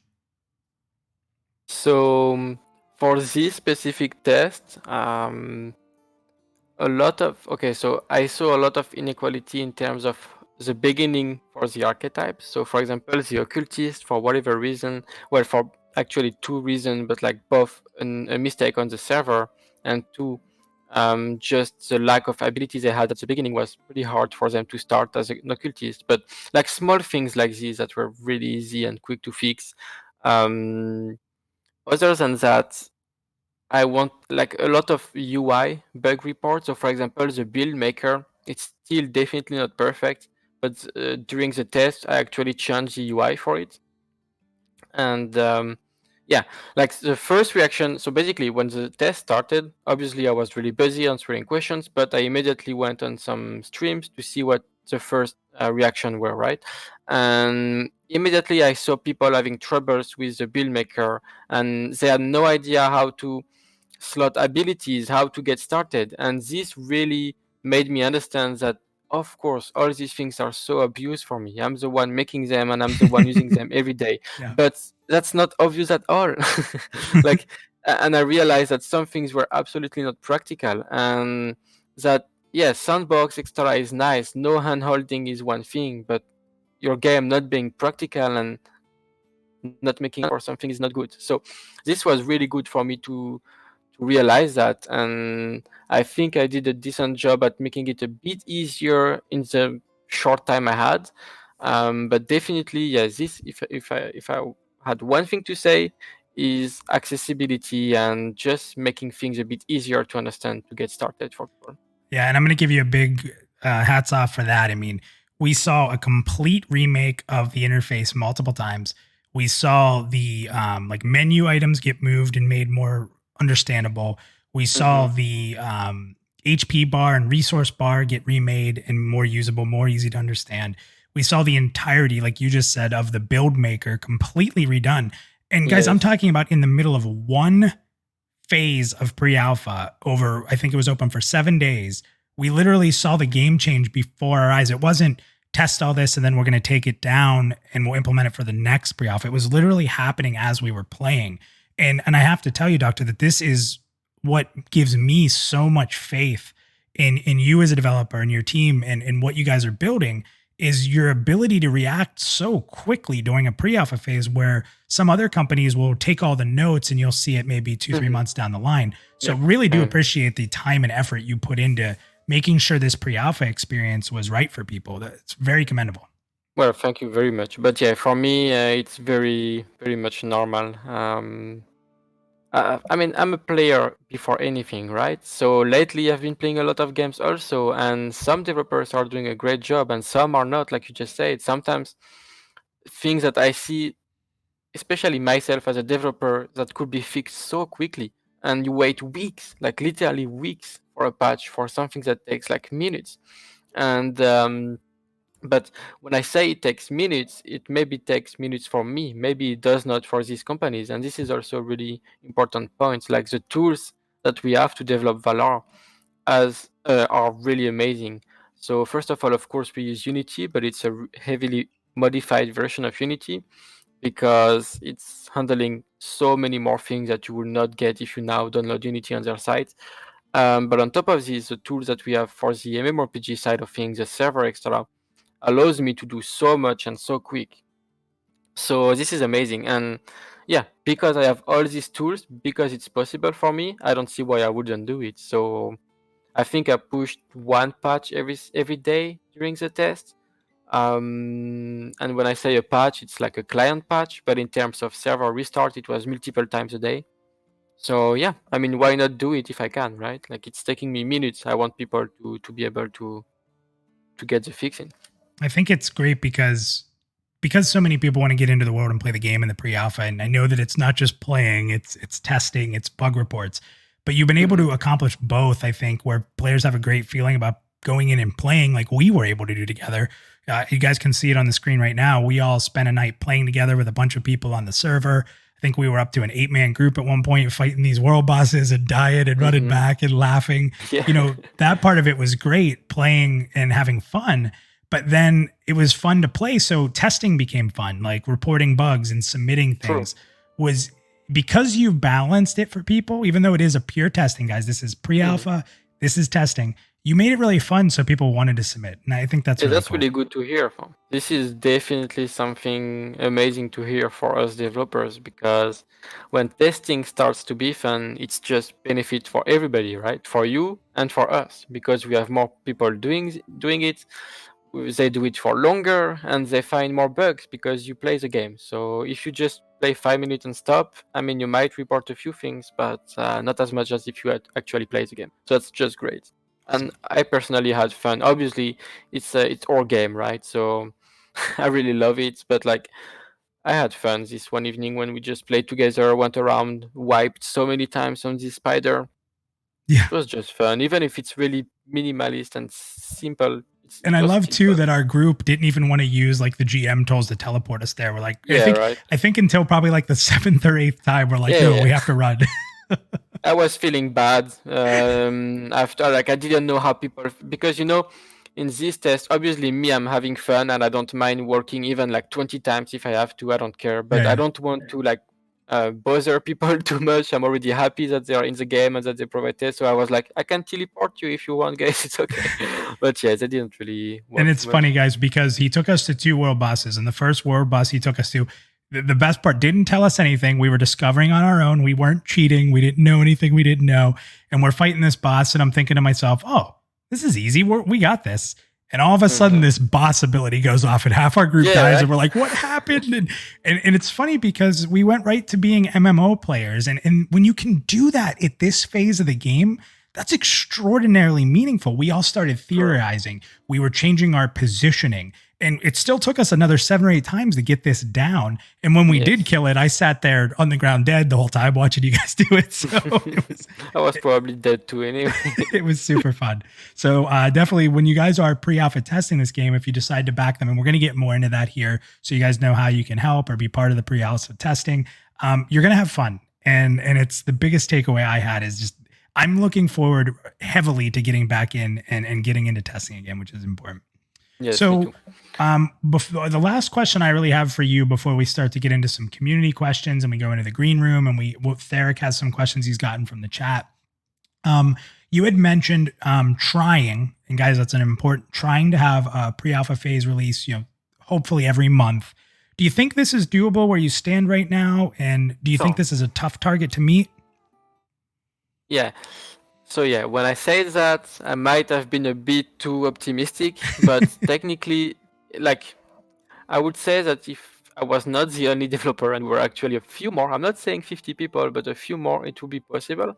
But right now, like even right now, as a lonely developer, I can say it's possible, but the thing is, and I've seen this happening a lot before, you can ask our current backers, some of the tests actually had weeks of delay sometimes. And the reason for it is because if one problem happens and you're alone, it takes so much longer to fix it. If you have a team, you could take care of it in the day, right? You're like, okay, stop what you're doing. We have this to fix, and until it's fixed, we don't do anything else, right? But when I'm alone, it takes days sometimes. So technically, yes. I think once a month could be doable, but as soon as there is one issue, and it doesn't mean it's a huge problem, it's not the end of the world, I'm gonna fix it anyway, but it might take some days and then it might delay and then it's not once a month. So I think you understand what I mean. Yeah. My plan is still once a month. So the next one, I have no date for it, but I would like it to be in 2 weeks or so, but you see, it's already more than a month. So, so I think rough estimate. Yeah. No, I don't see. I don't think there's a harm in saying that, telling people this is my goal, but people have to understand we're in testing, and again, it is a small team. Like you said, you're really spending a ton of time developing. I think saying my goal is once a month. I think people should just understand that he's going to get as close to it as possible. So if you do back it, hopefully you'll get roughly once a month, maybe once every other month to get in there and try it. So you're Yeah, I actually would say playing it. maximum once every 2 months from now on, for sure. This is for sure. Awesome. Once a month can be, because once a month means that. Okay, so first of all, it depends how long the test lasts for. It's not always going to be a week. If it's a weekend, it's a smaller test, then it's definitely doable. When I said once a month, which might be hard, was for 1 week long test, because it means that from this month I have 1 week on which I'm pretty much doing only like socials, answering to people, talking, fixing, but it's not really working. And before this week I have so much preparation and things, so it's basically like if half of the month I don't work, and it's not something we want, right? We want the game to progress faster. So I think we will go for shorter tests, maybe a weekend. And this is definitely possible, 1 weekend a month. And then from time to time, when we have a bigger build with a lot of new things, we do it a week. I think that's what it's going to be. That's really awesome. I think that's exciting for players that want to check out the game. That's a good strategy. Okay, so that's really a lot of the stuff I wanted to talk to you about. So what I'd like to do now is kind of open it to the community. I know Theric has been collecting some questions. If you have questions that you'd like Theric to ask on your behalf, hit just ping Theric75, and he's keeping a list. So he's going to come on and ask some of your questions here. But the first thing I want to do is we've had Drac Attack in our green room from pretty early on. He was in there right when we started. Yeah. Yes. So he wants to get in here. So, and guys, if you want to get into the green room, guys, jump into the green room in our Discord. You can actually come on the show live and talk as we're about to do with Drac. So Drac, if you're still there, I'm going to drag you down into the live room and you'll be able to talk to Dr. Greenspoon and ask your questions. So here comes Drac. What's up, Drac? How are you? Hey, I am doing fantastic. great. So what's going on? What do you have for Doctor here? Well, I don't know a ton about this game. The only thing I know is from Minus. I watched the little bit of the stream before. But I was curious to know about, since there's no classes and no systems and you're only leveling up certain archetypes, is there restrictions in like grouping with people? So like if somebody's been playing for 3 months straight and then you have like a new person, do they just hop in that person's group and it's fine, or how does that work? So, well, technically you could group together, but the world is never going to scale with you, right? So there is no scaling. So basically, as a new player, you will have to start from the bottom, go in the low level areas and go from this, from zone to zone. And if you have a high level in your group, it can one-shot the mobs extra, but you're gonna get pretty much nothing. So that's not gonna be worth. It's going to be a lot more interesting for you to actually find some other friends or some other people who are around your level, and I think it's going to be a lot funnier anyways than just getting power leveled. Obviously, power level is always a thing in games, so people will always find a way, right, to level up faster. But the idea is really that you go from zone to zone and you evolve. Like, I don't want you to enter the world and feel like you can just kill anything.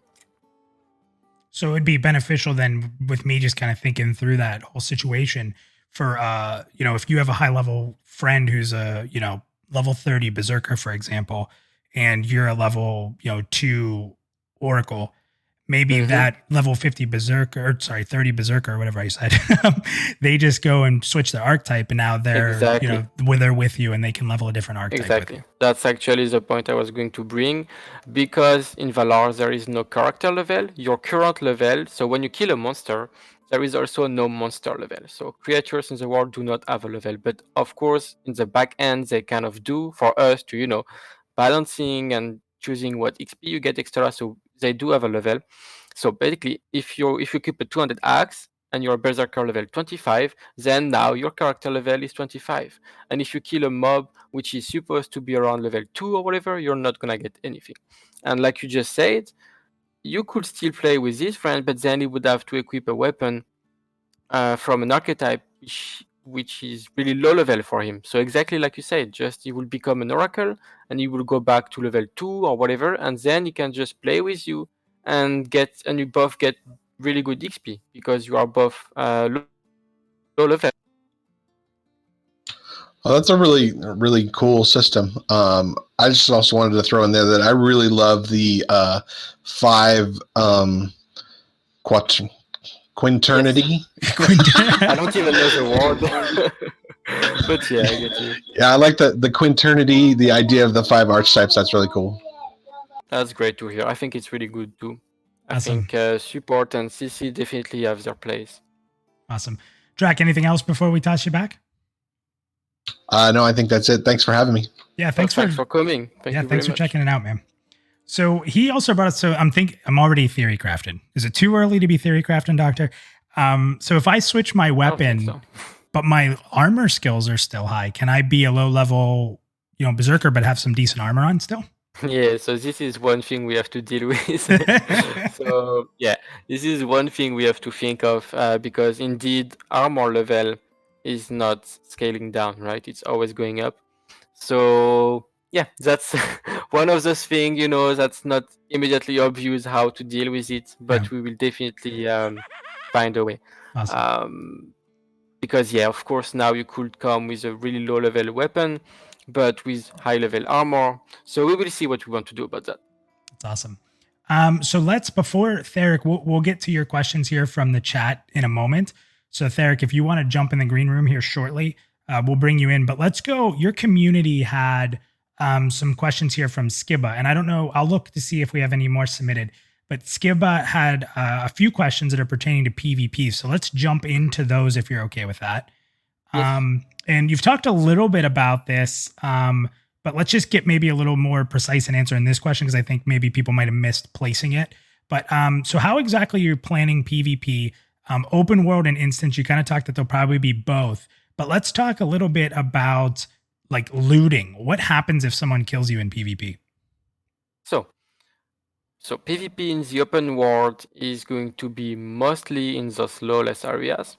You will have some areas in the safe area, in which you can PvP, but in this case, you do not drop anything on death. It's basically just some fun. So you might see some kind of arenas here and there, where you can just go, and if you die, you just respawn. But yeah, so the kind of hardcore PvP content, if you want, is in lawless areas where as soon as you die, and by the way, it's not only when you die from a player. If you go in a lawless area from a mob, you also drop everything on death. Like it's basically whatever kills you, you're dead. Like you respawn in the nearest city and you're naked.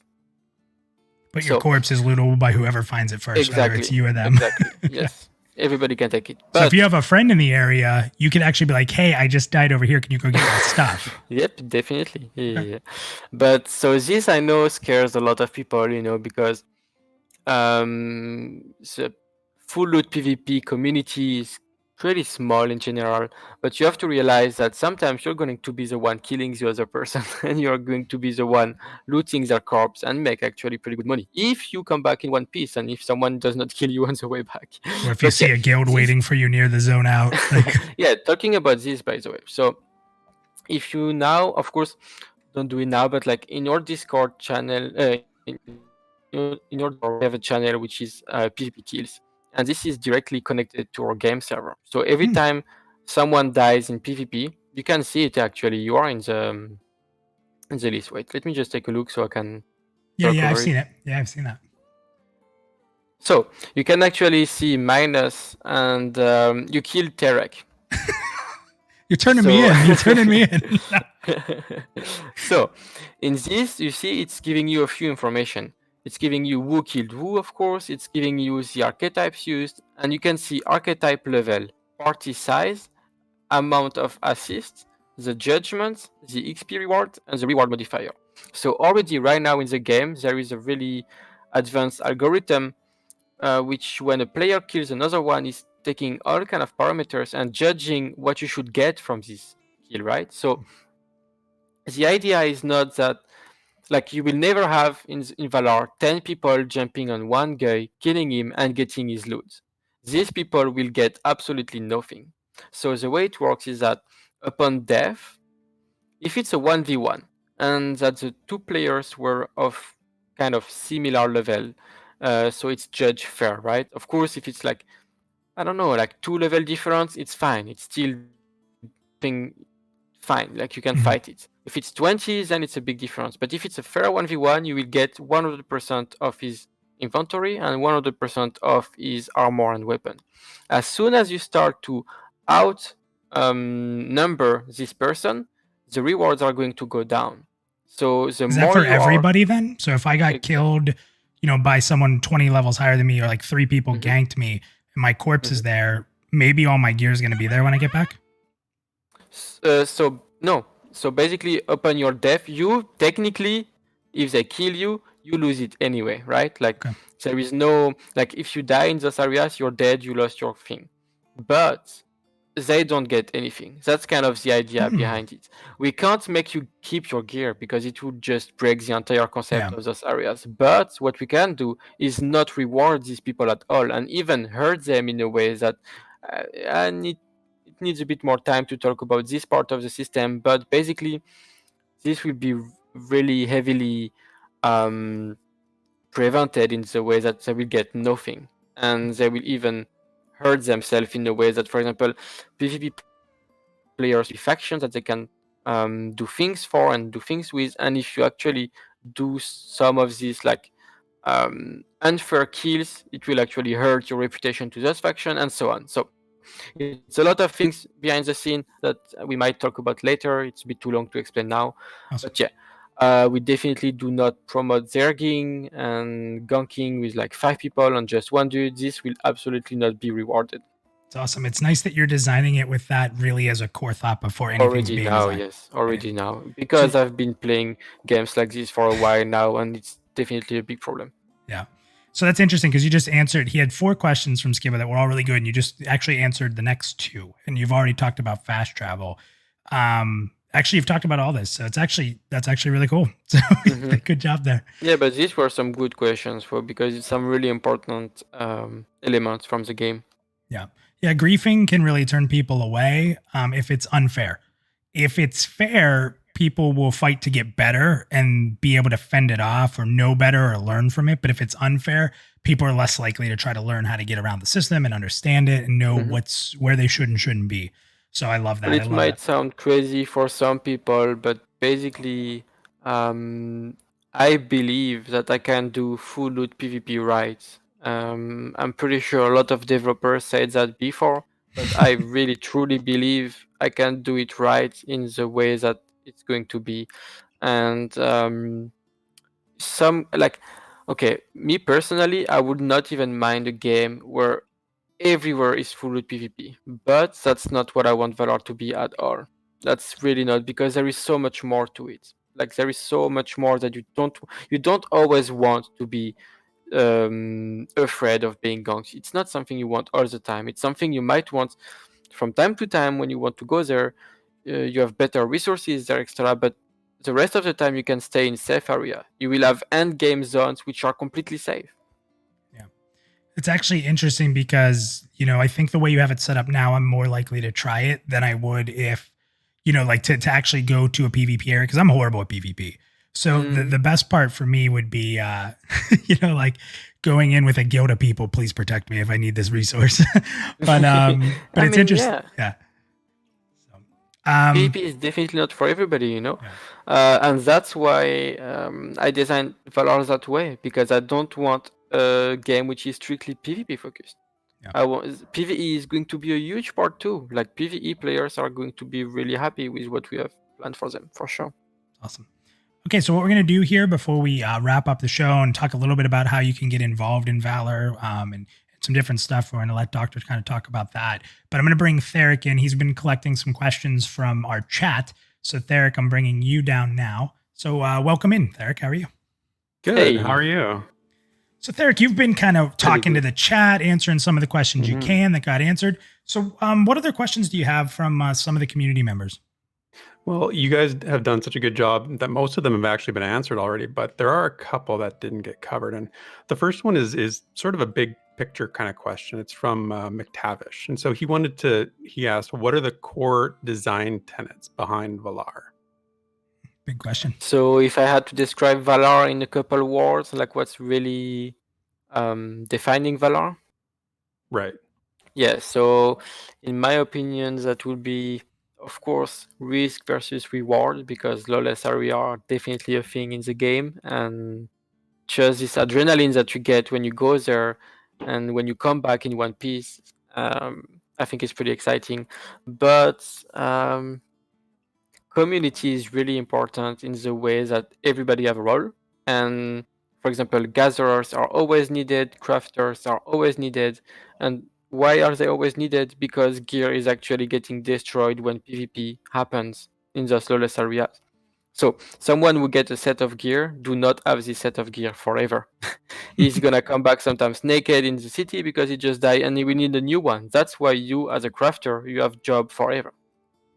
And I think freedom. Honestly, freedom is a really important word for many reasons, mostly for the character building side of things. We didn't talk about this too much, but there is a huge focus in how you can build your character. We have now over 120 character attributes. Recently, I released or implemented this new system, which is called Celestial Path. This lets you build your character in a very, very specific way. So yeah, just freedom in general. I'm Wow. actually going to link that video right now in our chat channel. Ah yes. Yeah, so this was a video that Doctor put out to kind of talk about the change in the system. And this is another amazing thing he did. And we kind of talked about, there was this thought of spells being dropped versus, how does your leveling of your character? And guys, this is something you just, during pre-out testing, you're like, this is what I want to do. And Yes. I remember you talking to me the first day and you're like, I'm going to do this huge system. And by day 2, you're like, here it is. I'm like, jeez. Yeah. So this is a system I wanted since a long time, and when I say long time, it's probably like a year. It was pretty big. I started it like 6 months ago, but then I just dropped it because I had too many other things to do, and I actually ended up restarting it from scratch because now I had different design in mind. But yeah, this test made me realize that dropped abilities are nice, but I think I want to keep this only for some specific one, which are like really rare that you get in a dungeon or a raid or something like this. And I don't think it felt great to get them all by like scrolls and stuff like this. So yeah, this system, I'm not going to explain it here because I'm gonna talk forever. I think if you want to know about this system, you should just watch the video that Minus just linked. It's explaining it as best as I can with my beautiful accent, and but yeah, it's honestly an amazing system in my opinion, and this will let you build your character exactly how you want. If you guys are fans of talent trees in like the old school WoW or just distributing points you earn and having meaningful choices between active abilities and passives and modifying your abilities to make a unique character, that's what you're going to see. So definitely check that video out. It'll give you a really good idea how much he evolved the class system and spell system in just a short period of time. And I'm really excited to eventually get to Yeah, test that. I think it's so nice that you guys actually played the game for this latest test, where this was absolutely not in, and next test it's going to be in, and it's going to be a completely new way to create your character, right, and to level up. So I think you guys are going to see a big difference. Oh, I'm looking forward to that so much. That's really high on my radar of expectations. So what else did the chat have there? There was one just recently asked in chat by Zelf Gaming. He wanted to ask about itemization in the world, and I think I know the answer, but I'll ask it. He said, "Is it drop focused or crafting focused or both?" And I responded to him. I said, "I think it's like crafting is the first system, but I'll leave that to you, Doctor. What's the Yeah, you're system?" correct. Crafting is, of course, the main way for you to get armor, weapons, but not only. Literally everything in the game is craftable. So dungeon keys is something also we didn't talk about, but to enter dungeons, so the instance one, not the open world, you need keys every single time. It's a consumable. You need one every single time to Ooh. enter. Keys are crafted by a locksmith. Potions obviously are also crafted by necromancer. All kind of things, meat, food, all these side things are all crafted by their own specific skills, and all of these are constantly needed. So yes, crafting definitely the main thing, but I still wanted sometimes to receive already made gear, right? So armor or weapons, and that's why I took the decision to leave this in for humanoids. So I think it makes sense. So basically now in the game, like we said before, you will not get a sword from a wolf or whatever. This is not something. You will instead get a claw, a teeth, some fur, and with this you will make an armor or whatever. But I still wanted this feeling, of killing this one big boss with an humanoid, and you can get his weapon or you can get his shoulder or whatever. So this is still in the game, but it will be limited in the way that it's only humanoids. Awesome. Very cool. Yeah, we won't Very see cool. a rat puking out a treasure chest when you kill it, I guess, anymore, huh? Yeah. Nope, that's not the idea. Eric, anything else, or did we? Actually, Oh, sorry, good. I actually didn't mind this. Like I said, I've played WoW a lot, right? And you can totally get a sword from a rat or whatever. I actually didn't mind it that much. But as soon as I started working on Valar, and of course I have full freedom on what drops from what, I was like, no, I don't want that. Actually, that's not something I want to see. Eric, did we answer everything else, or do you have any other questions for us? The only other one, and I think you answered it, but I'll ask it just in case I got it wrong. But yeah, the question was, when did development on Valar start? And I think you said 2017. Is that correct? So, yeah, the good answer to this is indeed 2018, but it really started for me to be full-time in 2018. So the way it works right now is that I'm actually full-time, even more than full-time, because I'm not working like an employee would. I'm working much more. I'm working pretty much all day, every day on it. But I would say that I'm doing 10% work as freelancer, because obviously I still have to pay the bills. Valar is not enough yet for me to just live from it, and 90% Valar. So yeah, since 2 years now full time, and the first year was more as a not a side thing, but I needed to work more on the side to live, right? So yeah. Awesome. Yeah, and that's it for the questions from the chat.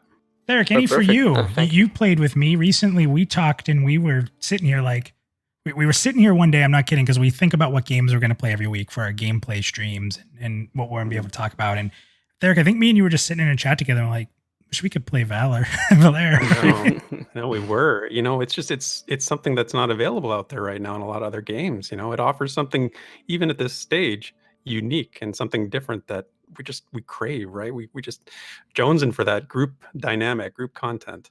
That's really good to hear, because this is one thing I know, like Valar in its core design is really different than what's out there. And while it can hurt the game in a way because it might not, appeal to the big crowd, etc. But I don't mind this at all, because I want to appeal to a specific I know I'm not going to appeal as much as a game like WoW, for example, but my point is people who will like the game will actually like it and stick around. And I still believe there is a pretty big audience for it out there. So yeah, and I'm not going to wake up every day, work 15 hours a day to make a game that's already existing, right? So there is no point for this. So I really want to make something different. Yeah, Wow. that's great. We got some news in the chat. Hoye, a member of our community, looks like his baby was just born right in the middle of this stream. Hey. Congratulations. That's awesome. He's So going to name it Valar, apparently. yes, please name it Dr. Greenspoon. Yeah. That's the whole first name. You can pick a middle It's an name. amazing name. Congratulations, That's funny. Hoye. Congrats, That's awesome. Hoye. That's all about community right Yeah, there. So congrats. it's a fun moment to share. So awesome. And Theric, thank you. And you can I either just jump out saw or stick one around. But quick- yeah. Sorry. I just saw one question in the chat. I actually wanted to cover it, which is from Zelf Gaming. He said, when will there be a persistent testing environment? This is something I also want to address. So I have plans for it, and my plans for it will be in actually not that long. I would say a few months. So maybe August, September, something like this. My plans will be to have the servers up all the time, or at least for way longer period of time. So maybe 1 month, then we stop for like a week or something for just intense work, and then we put them back on. And this is basically the only thing that blocks us from doing that right now, is to have an actual game loop going, right? I think we can all agree that the latest test was fun, but it's definitely not something we will play every single day now. Like, there is just not enough to do right now. So that's basically what's missing. As soon as we have enough to do, and this is actually way easier in a sandbox than in a theme park. As soon as we have a few systems put together, a few areas, a lot of things to grind, a lot of different mobs to farm resource from, a lot of things to craft, this is already something that can last you weeks and months, right? So when we reach these points, we will 100% have the servers up all the time. And this is going to be a big step for us, and I'm really looking forward for it. Yeah, and that'll obviously play into what level of pledge you guys have. You'll have to probably be a backer, I'm sure, because he does need to get, like Yes, you of said, he course. does need to make at least some money doing this with all the time. Yeah, the first goal, obviously, if you want us to be totally transparent, will be for me and Mike, my partner, to at least be able to work full time without having to work for clients on the side, so that we can focus fully on Valar. This will be the first step, and then obviously, as things goes and the more budget we get, the second big goal would be to hire a full artist team. But yeah, as you just said, right now the goal is to be crowdfunded, and yeah, it's going slowly, right? Like the community is still small, but that's why we're still working on the side. But as soon as the community and the support allows us to be full time on Valar, we will definitely jump on it. Awesome. Yeah. And Keep up the great work. Thanks, Eric. I Thank appreciate you it, very man. much. Much appreciated. The biggest thing I'll say to you, and we'll wrap this up here soon, but you had talked about making a game that you want to make, and if people come in and they enjoy it, then they're going to be, let's say, more likely to stay. But here's another really interesting part. I don't like PvP, and I'm not a big crafter, but because your game defined it very well, and I knew that's what I had to do, I adjusted. And if systems are good, you don't necessarily have to come into this game like, oh, I don't like crafting. People know me. I've talked about it a lot. I'm not a big crafter. I'm constantly just killing and running stuff, but I actually got a lot of joy out of crafting. So it's just been very interesting to me that because you've designed the game in such a way that I understand and I've defined this to quite a few people, even some other developers who've asked me about your project. Is that the carrot that's there makes me want to do these things that normally I wouldn't, because maybe in other games they didn't have the carrots there. There wasn't a reason for me to craft in WoW. Someone would help me with that, but there's more of a reason to do it here. Yeah, definitely. Well, there is one really interesting thing about sandbox game in general and games like Valar, where at launch, so of course this test was not the launch, but it was a launch, right, of a test. So basically, the funny thing about this, and really interesting actually to see and to look at the numbers, is that everybody starts from zero and you have nothing. And this is one big difference that makes to not drop a sword from a wolf. So you actually have to, like, before anybody has gear, you need gatherers and you need crafters. So when you enter the world, none of those items already exist.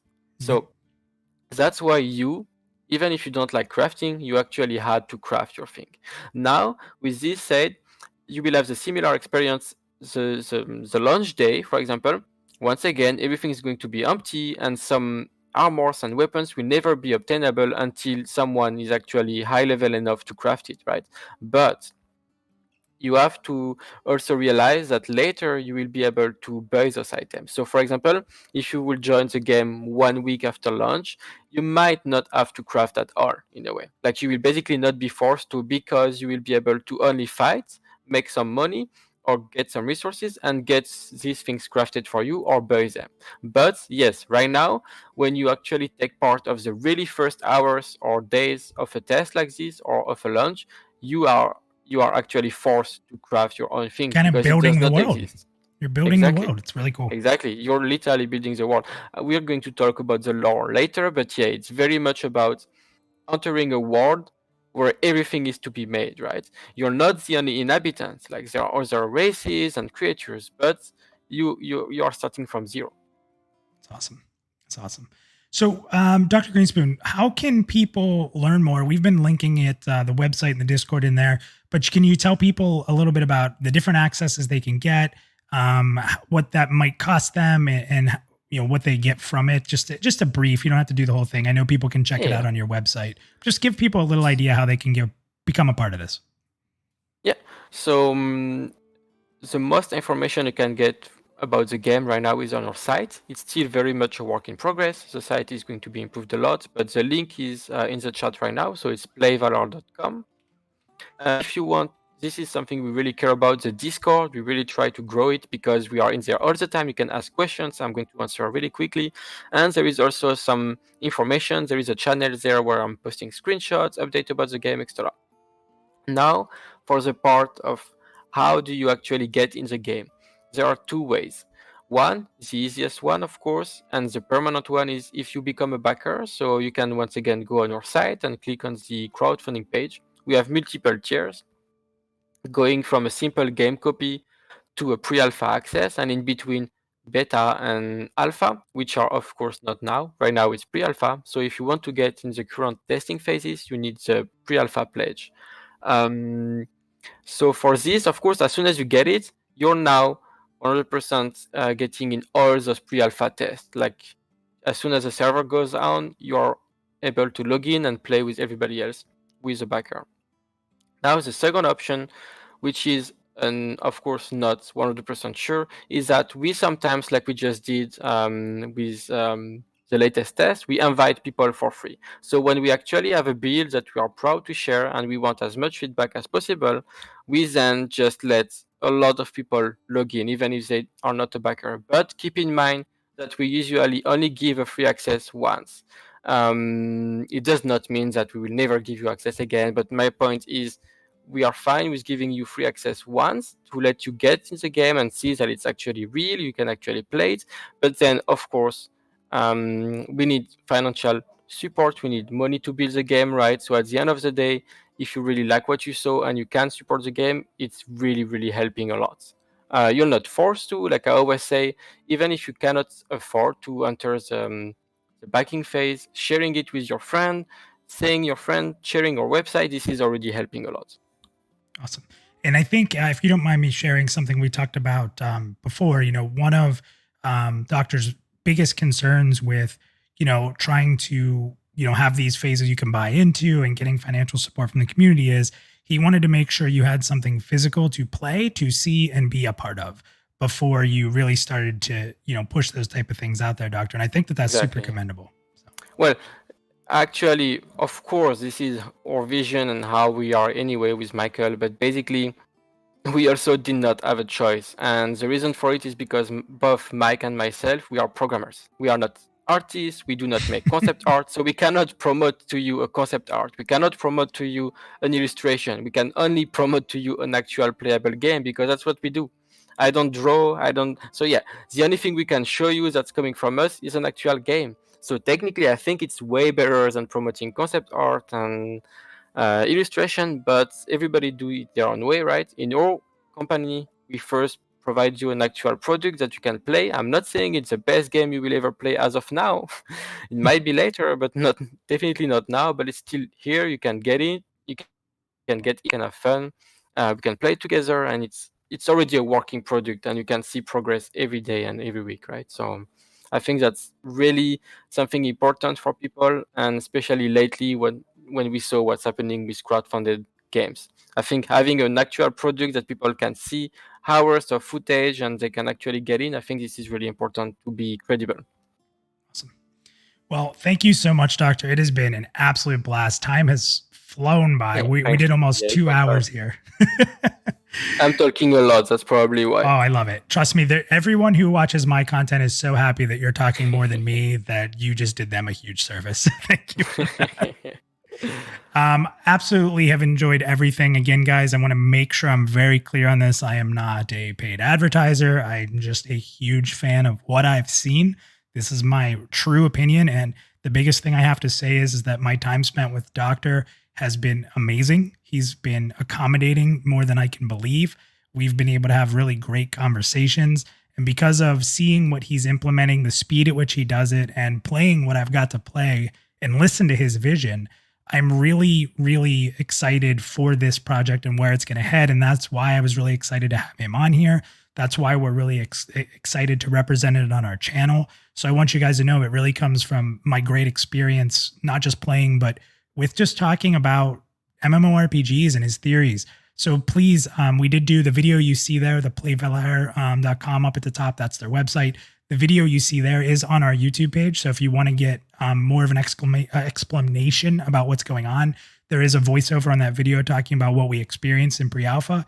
And again, you can learn a ton on their Discord and on the Play Valor website. So please give them a chance, check it out, and then decide for yourself. That's all I'm asking. So Doctor, thank you. I look forward to... Thank you so much. Thanks to you. Yeah, I look forward to talking to you in the future more and more and annoying For you. sure.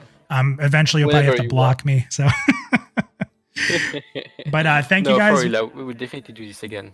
Excellent. So, guys, we're going to go ahead and end it there. And anybody who checks it out, obviously, if you missed any of this, you can check it out on demand on our YouTube in about 24 hours. We have an affiliate agreement, so we can't post it for 24 hours, but it will be up on this Twitch channel to rewatch for now. And then again, in about a day, you'll see it on YouTube. Thank you, everybody. Thank you, Theric, for moderating and getting some questions. Thank you for joining. Yep. Thank you, guys. We'll see you again for sure.